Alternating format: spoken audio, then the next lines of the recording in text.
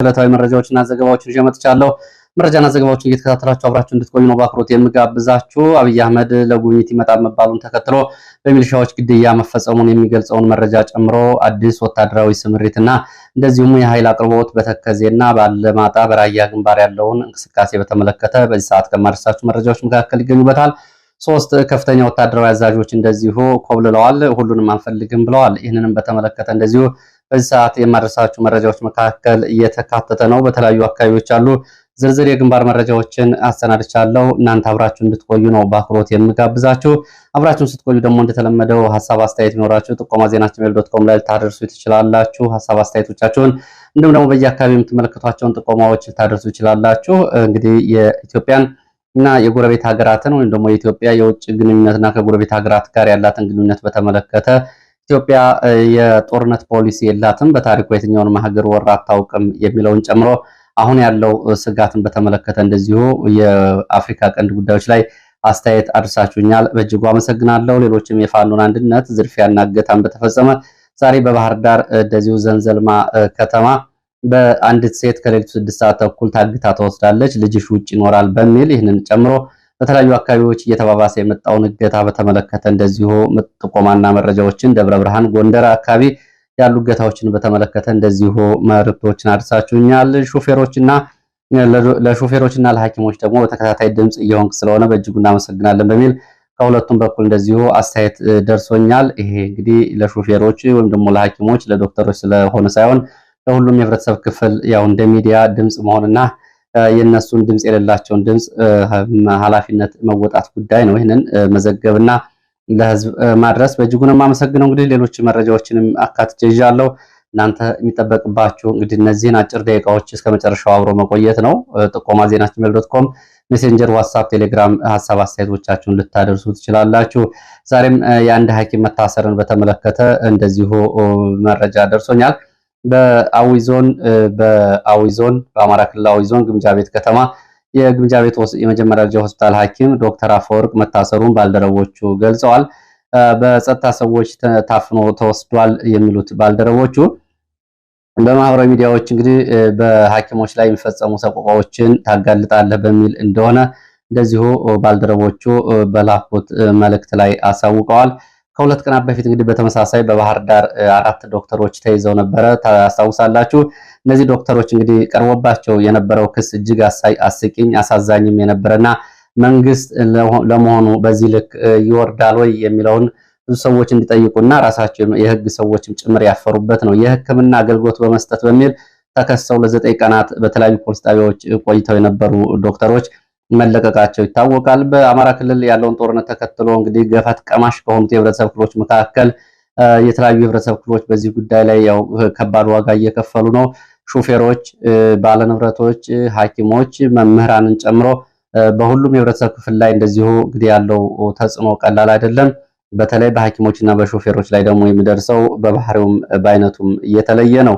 በአብዛኛው በከተሞች ሐኪሞች የሚታሰሩት በብልጽግና የጸጥታ ሰዎች ሲሆን ፋኖን አክማችኋል በሚል ነው። እንግዲህ ለሐኪሞች በሙያቸው ያላቸውን ኃላፊነት ሁሉም የሚያውቀውና ደም የሚፈስን ደም ማስቆም፣ የተሰበረን አጥንት መጠገን ሙያዊ ኃላፊነታቸውን ደግሞ ሕክምና የምትፈልግ ነፍስን እንግዲህ ሕክምና ሰጥቶ ህይወትን ነፍስ ማስቀጠል እንግዲህ የሐኪሞች ጉዳይ ነው።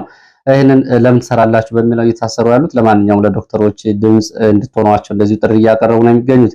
ወደ ሌሎች የግንባር መረጃዎች ነው በቀጥታ የማልፈው። ከዚህ ጥቆማ ባሻገር ወደ አምባሰል ተራሮች የሚወስደንን መረጃ ነው የማስቀድመው። በአምባሰል ተራሮች በተለይ የአምባሰል፣ የተንታ፣ የደላንታ አካባቢዎች በሚገናኙበት የበሽሎ ወንዝ አካባቢ ለሁለተኛ ቀን በተፈጸመ ጥቃት ወታደራዊ ኪሳራ ደርሷል። ወታደራዊ አዛዦች ጭምር በዚህ ጉዳት ደርሶባቸዋል የሚል መረጃ ነው የወጣው። በአምባሰል ተራሮች እንግዲህ በአምባሰል ተራራ በስተ ደቡብ አቅጣጫ በተፈጸመ ድንገተኛ ጥቃት ወታደራዊ ኪሳራ ደርሷል። 3 ወረዳዎች ደላንታ፣ ተንታ፣ አምባሰል በሚገናኙበት የበሽሎ ወንዝ መቅደላ ቀበሌ ተሬ አካባቢ በተፈጸመው የደፈጣ ጥቃት ነው ይሄ ጉዳት የደረሰው።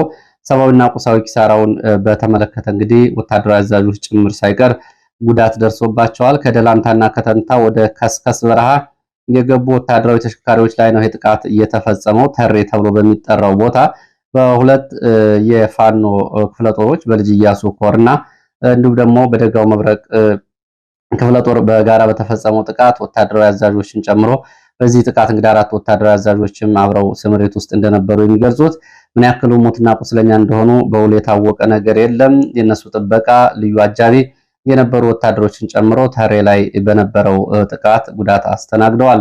መረጃ ምንጮቹ በተመሳሳይ እንግዲህ በአምባሰል ተራሮች በስተሰሜንና ሰሜን ምስራቅ በውርጌሳ ውጫሌ በዚህ ቀጠና የ35ኛ ክፍለ ጦር ዋልያ ክፍለ ጦር 30 ወታደሮች 2 ብሬን እና 24 የነፍስ ወከፍ መሳሪያዎችን በመያዝ ከቀይ አፈርና አምባጎራ ቁንጥሮ ተብሎ ከሚጠሩ ምሽጎቻቸው ወጥተው መጥፋታቸው ነው የተገለጸው። በሌሊትና በአሳቻ ሰዓት የጠፉት እነዚህ ወታደሮች እንግዲህ በወታደራዊ ክፍሉና በካምፑ ላይ እንደዚሁ ትርምስ ፈጥረዋል። ከ2 ሻለቃ ነው እነዚህ ወታደሮች የጠፉት። የ35ኛ ክፍለ ጦር ከፍተኛ ለመረጋጋት ገብቷል። በዚህም እንግዲህ የክፍለ ጦሩ አዛዥ በአምባሰል ተራሮች በጊራና ሸለቆዎች የተሰማራው የ35ኛ ክፍለ ጦር ሻለቃዎች ወደ ካምፕ እንዲገቡና በካምፕ እንዲቆዩ ስምሪት ካለ ተወርዋሪ ኃይል ከዚህ እየተውጣጣ እንዲሄድና በምሽግና በግንባር ያለ የክፍለ ጦሩ ኃይል እንዲመለስ ትዕዛዝ ሰጥተዋል ነው የተባለው። ይህንን በተመለከተ የመንግስት ኃይል በተፈጸመው ወታደራዊ ጥቃት ኪሳራ የደረሰበት እዚህ ከስከስ በረሃ ላይ ከላይ በጠቀስኩት ቦታ በዝርዝር አልታወቀም፣ እየተጣራ እንደሆነ ነው። እንግዲህ 4 ወታደራዊ አዛዦች በነበሩባቸው ተሽከርካሪዎች ላይ ነው ጥቃት እየተፈጸመው። ከአምባሰል ቀጠናዎች በቀጥታ ወደ ተከዜ ቀጠና ስንሄድ በተከዜ ሰሜን ጎንደር እና ትግራይ አዋሳኝ አካባቢ በጠለምት ህወሓት ከትግራይ ወደ ዋልድባ ኃይል አሻግሯል የሚል መረጃ ነው። ደብረ አባይ ተብሎ ከሚጠራው ትግራይ አካባቢ ተከዜን ተሻግረው ነው ወደ ዋልድባ ቀጠና የህወሓት ታጣቂዎች የገቡት። በዚህ አካባቢ ለረጅም ጊዜ ሲንቀሳቀስ የነበረው በሽፍትነት የክብሪት ኃይልን በማደራጀት በቀድሞው የወልቃይት አካባቢ የፖሊስ አዛዥ የነበረው ኮማንደር ሀጎስ ነው አሁን የህወሓት ታጣቂዎችን እየመራ ወደ ጠለምት እና ወደ ዋልድባ ያሻገረው ተብሏል። የቀድሞ የህወሓት የፖሊስ ኮማንደር ያሁኑ ሀጎስ ኮማንደር ሀጎስ ይባላል። ማረጉ አንዳንድ ጊዜ እንደዚሁ ኢንስፔክተር ነው የሚል መረጃ አለ። ያሁኑ መረጃ ምንጮች ኮማንደር ብለዋል። ይሄ የፖሊስ ባልደረባ እንግዲህ ወደ ጠለምት እና ወደዚህ አካባቢ ታጣቂዎቹን እየመራ ያመጣቸው ለአለፉት 3 እና 4 ዓመታት የሽፍታ ቡድን መሪ ሆኖ በአካባቢው ቢንቀሳቀስም ሰሞኑን ወደ ትግራይ ተሻግሮ በርካታ ታጣቂ ይዞ ተመልሷል። ከትግራይ እንግዲህ የቀድሞ ፖሊስ አዛዥ ሀጎስ እየመራ ያሻገራቸው የህወሓት ታጣቂዎች ማይተክሊት ተብሎ በሚጠራ ቦታ ድረስ ስምሪት ወስደው እዚህ አካባቢ ነው እየሰፈሩት። ይህ ኃይል ህወሓት እንግዲህ መደበኛ ጦርነት ከመጀመሩ በፊት የሚጠቀምበት ኃይል ነው። አሁን ተከዜን ተሻግሮ እየገባው ብሏል። ለተለያየ ተልዕኮ የሚሰማራ ኃይል ሲሆን ዋና ስራው በአካባቢው መረጃና ስለላ መስራት፣ በአካባቢው ሚሊሻዎችና የሰላም አስከባሪዎች ላይ ጥቃትና ትንኮሳዎችን መፈጸምን ጨምሮ የተለያዩ ተልዕኮዎች የተሰጠው ቡድን ነው። እንግዲህ አለመረጋጋት መፍጠርም አንዱ ዓላማው ነው። ማይተክሊት፣ ማይዳጉሲት፣ አንበሳ መቃብር፣ አዩ ሆሎ ተብሎ በሚጠሩት አካባቢዎች ነው ይሄ ኃይል እንግዲህ ወደ ጠለምት እና ወደ ዋልድባ እንዲሁም ደግሞ ወደ ምዕራብ ጠለምት እና ወደ ሞፈር ውሃ ወልቃይት አቅጣጫዎች ባሉ አካባቢዎች በእነዚህ ቀበሌዎች ይሄ ኃይል ስምሪት የሚወስደው በአካባቢው የሚገኙ የሰላም አስከባሪና የሚሊሻ ኃይሎች ወደ አካባቢው መንቀሳቀሳቸው ነው የተገለጸው።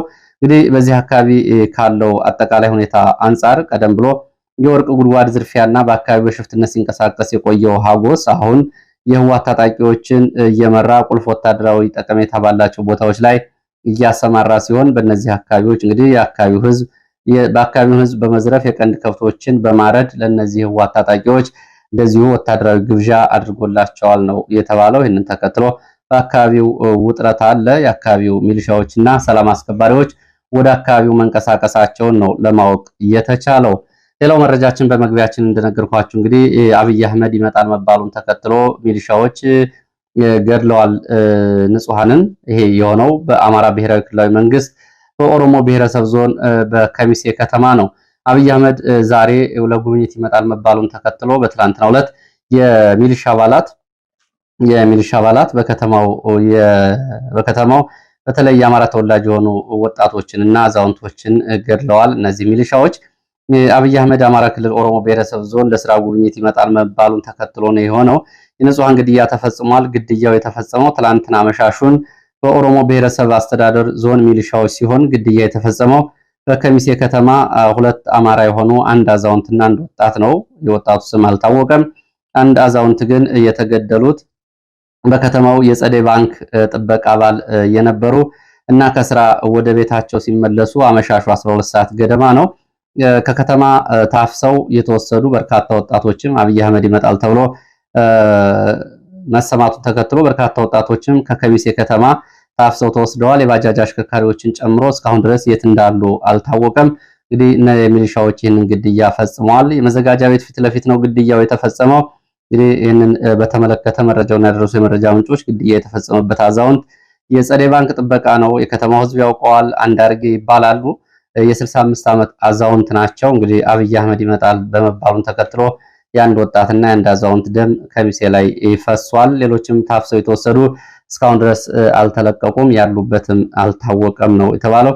ይህንን ተከትሎ ኮምቦልቻም እንደዚሁ የወታደራዊ ሄሊኮፕተሮች ተከታታይ በረራ ስለነበረ የትራንስፖርት የአየር በረራም እንደዚሁ ተስተጓጉሎ ነበር ነው እየተባለው። እንግዲህ አብይ አህመድ የኮምቦልቻን ኤርፖርት ስለመጠቀሙ ግን እርግጠኛ አልሆኑም። በወታደራዊ ሄሊኮፕተር ከከሚሴ በቀጥታ ወደ አዲስ አበባ እያደረገው ጉዞ እንደሆነ ነው መረጃዎች የሚጠቁሙት። ሆኖም ግን ከኮምቦልቻ ጀምሮ እስከ ከሚሴ የነበረው አጠቃላይ ጥበቃና ወታደራዊ ስምሪት ከወትሮው እየተለየ ነበር ነው የተባለው። እዚሁ ሸዋ እንቆያለን። ሸዋ በመራቤቴ ቀጠና ከጉንዶ መስቀል ደራ የተንቀሳቀሰ የመንግስት ኃይል ጋር በተደረገው ውጊያ ሰብአዊ፣ ቁሳዊና ወታደራዊ ኪሳራ ደርሷል።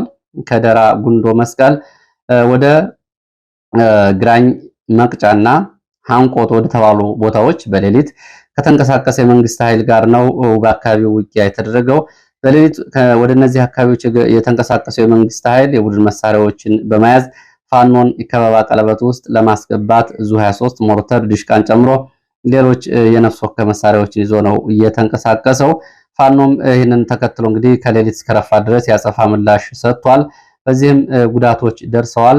በፋኖ በኩልም በመንግስት ኃይልም በኩል የደረሰው ጉዳት በዝርዝር አልታወቀም። የመንግስት ኃይል ግን ከረፋድ ጀምሮ አካባቢውን ለቆ ወደ ደራ ጉንዶ መስቀል ተመልሷል ነው የተባለው።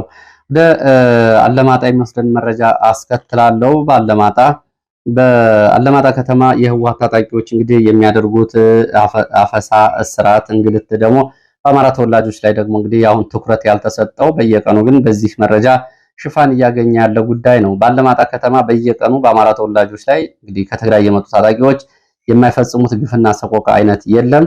የቤተክርስቲያን መዋቅርን እያፈረሱ ነው። የአካባቢው አስተዳደር መዋቅርን እያፈረሱ ነው። የአማርኛ ቋንቋና የአማርኛ ህትመቶችን ከአለማጣ ከተማና ከአካባቢው እያጠፉ ነው። እንደዚሁም ደግሞ የማንነት ጥያቄውን ያነሳሉ ያሏቸውን ሰዎች አስረው እየወሰዱ ነው።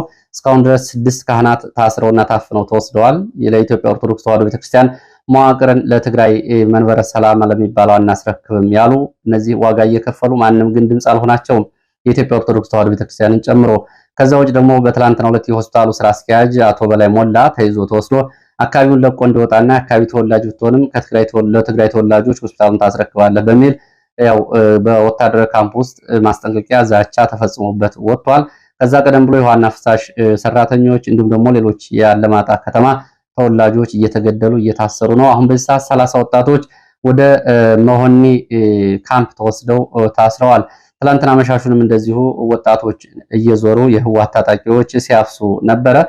ከነዚህ መካከል እንግዲህ ስዩም ቸኮልን ጨምሮ ቁጥራቸው ያልታወቁ የአለማጣ ወጣቶች እየታፍሰው ተወስደዋል። ራያ ወሎ አማራ የሚሉ ወጣቶች በብዛት ታግተው ተወስደዋል። ከዚህ ቀደም ብሎ ቴክኒክና ሙያ ኮሌጅ ላይ በነበረ የህወሓት ወታደራዊ ታጣቂዎችና አመራሮች ስብሰባ ላይ በዚህ ቀጠና ጦርነት ከመጀመራችን በፊት ራያ አማራ የሚለውን ወጣት ሙሉ በሙሉ ማሰር አለብን፣ ይሄ ካልሆነ ጦርነት ከኋላ እንወጋለን የሚል ግምገማ ነው ያነሱት። እንግዲህ አለማጣ አማራ ነው የሚለው ወጣት ከአለማጣ እስካልተወገደ ድረስ ደጀነቱ ለኛ አይደለም የሚል ውሳኔም እንደዚሁ የከተማው ከንቲባ 3 ከንቲባ ነው ያለው። በነገራችን ላይ ከተማው በጣም ያው እንግዲህ በዘመኖች የማይሰማ ነገር የለም። አለማጣ ከተማ 3 ከንቲባ ነው ያለው። አንደኛው ከንቲባ የአማራ ብልጽግና አካባቢውን ሲያስተዳድር በነበረበት ጊዜና የማንነት ኮሚቴው ጋር በተያያዘ በአማራ ክልል የተሾሙት ከንቲባ ናቸው። ከንቲባ ኃይሉ አበራ የማንነት አስመላሽ ኮሚቴ ሰብሳቢ። ሁለተኛ በጌታቸው ረዳ ጊዜያዊ አስተዳደር ሹመት የተሰጠውና አሁን መፈንቅለ ስልጣን የተደረገበት የነጌታቸው ቡድን የህወሓት ባለስልጣን ሶስተኛው ደግሞ የነደብረጽዮን ቡድን አሁን ሹመት የተሰጡት ሞገስ ሽፈራው አንድ ከተማ 3 ከንቲባ ያለው እንግዲህ አለማጣ ነው። ለማንኛውም ከንቲባው ጭምር በተገኘበት የአማራ ተወላጆች በሙሉ ተይዘው የአማራ ማንነት ጥያቄ የሚያነሱ በሙሉ ተይዘው መታሰር አለባቸው፣ ካልሆነ ጦርነት ብንጀምር ደጀንነቱ የማን እንደሆነ ይታወቃል የሚል ውሳኔ ተወስኖ ነው አፈሳ እየተደረገ ያለው። በዚህ ጉዳይ ላይ እንግዲህ መረጃውን ያደረሱ የራያ ወሎ አማራ ማንነት አስመላሽ ኮሚቴ አባል እኛ እንደ ህዝብ መቼም በወያኔ አንገዛም፣ ይህንን ወያኔም ያውቀዋል፣ እኛም እናውቀዋለን። በራያም ትግሬ ሆኖ አያውቅም፣ ትግሬም ይህንን አያስበውም፣ እነሱም ሆዳቸው ያውቀዋል። የሚገርመው ግን ይላሉ አስተያየትና መረጃ ያደረሱት፣ የሚገርመው ግን ኮማንድ ፖስቱ ነው ወይ ኮማንድ ፖስቱ ወይ ኃላፊነቱን አይወጣ ወይ ለቆ አይወጣ፣ ስልታዊ በሆነ መንገድ አካባቢውን ለህወሓት ታጣቂዎች ለሚፈጽሙት አጠቃላይ ግፍና ሰቆቃ ከለላ እየሰጠ እያስጨረሰን ነው። ግፍና ሰቆቃው ተጠያቂው ኮማንድ ፖስቱ ነው ይላሉ። ህወሓት ጦርነት ቢነሳ የራያ ህዝብ አቋም ምን እንደሆነ ገምግሞ ጨርሷል፣ እሱም ያውቀዋል። ከዚህ እንግዲህ ከኮማንድ ፖስቱ ግን ምን እንደሚሰራ እኛ እናውቅም። የራያ ወጣት በህወሓት ሲጨረስ ቀጣዩ ምን እንደሆነ ኮማንድ ፖስቱ ሊገባው አልቻለም ሲሉ የማንነት አስመላሽ ኮሚቴ እንግዲህ በዚህ ጉዳይ መረጃውን ያደረሱ ይህንን ብለዋል። አጠቃላይ እንግዲህ አለማጣ አካባቢ ያለው ጉዳይ ይህንን ይመስላል ከህወሓት ታጣቂዎች አፈና አንጻር። ሌላው ወደ አለማጣ ከተማ ህወሓት መሳሪያ ማስገባቱን የሚገልጸው መረጃ ነው። በትላንትናው ሌሊት እንግዲህ ባሳለፍነው ሌሊት ማለት ነው ከትላንት ሌሊት ከ6 ሰዓት በፊት 5:40 ላይ የህወሓት የጦር መሳሪያዎችን ተተኳሾችን ወደ አለማጣ ከተማ አስገብቷል ሲሉ የመረጃ ምንጮች ገልጸዋል። በአንድ ሲኖትራክ በሁለት አይሱዙ ተጭኖ ምሽት 5:40 ላይ በአለማጣ ከተማ በሚገኘው የህወሓት ወታደራዊ ካምፕ አሁን የቴክኒክና ሙያ ኮሌጁን ነው ካምፕ ብለው የሚጠሩት በዚህ ቦታ ተራግፏል ብለዋል። ሞርተር፣ ዲሽቃ፣ የሞርተር ቅንቡላ፣ የዲሽቃ ተተኳሽ፣ ክላሽንኮቭ ተተኳሽ፣ በሳጥን የታሸጉ ሌሎች ጥይቶች፣ ቦምብና አርፒጂ ተተኳሾች ይገኙበታል ያሉት የዓይን እማኝ የመረጃ ምንጩ የወታደራዊ የታጣቂ ዩኒፎርምም አብሮ ተራግፏል ነው የሚሉት የዓይን እማኙ። በዚህ ከተራገፈው ዩኒፎርም ውስጥ የአሁኑ የመከላከያ ሰራዊት መለዮ፣ የፌዴራል ፖሊስ መለዮ፣ የአማራ አድማ ብተና መለዮ ይገኙበታል ብለዋል። ትናንትና ህወሓት ካራገፈው ልብስ ውስጥ ይህንን እንግዲህ ወታደራዊ መለዮ የህወሓት ታጣቂዎች ለምን እንዳራገፉት ጉዳዩ ግልጽ አይደለም ሲሉ ነው ይህንን መረጃ እያደረሱት። በሌላ መረጃ በዚሁ እንግዲህ በትግራይ ቀጠና ጋር በተያያዘ በሌላ መረጃ 3 የህወሓት ታጣቂ ወታደራዊ አዛዦች ከትግራይ አምልጠው ወደ አፋር ሰመራ መግባታቸውን መረጃ ምንጮች ገልጸዋል። የታጣቂ አዛዦች ናቸው ኮብልለው ወደ አፋር ሰመራ የገቡት። የኮሎኔል ማዕረግ እና ባለሌላ ማዕረግ ናቸው እነዚህ ሰዎች ያሉት የመረጃ ምንጮቹ።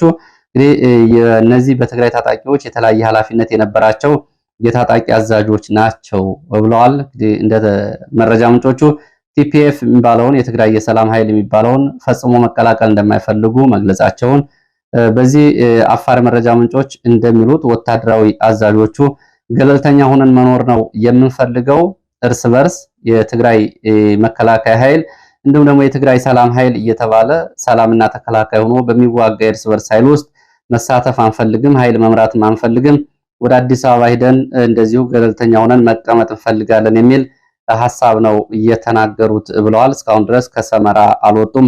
ፍላጎታቸው ግን ወደ አዲስ አበባ መሄድ እንደሆነ ተገልጿል። የአፋር መረጃ ምንጮቹ እንግዲህ ሙሉ ስማቸውን ኃላፊነትና ማዕረጋቸውን በተመለከተ ለጊዜው የመረጃ ምንጮቹ ይህንን ከመናገር ተቆጥበዋል። ወደፊት በዝርዝር ጉዳዩ ይወጣል ነው ያሉት። ይህንን በተመለከተ የነጌታቸው ቡድን ደጋፊዎችም ስለ ጉዳዩ ያሉት ነገር የለም። የአፋር መረጃ ምንጮች ይህንን ብለዋል።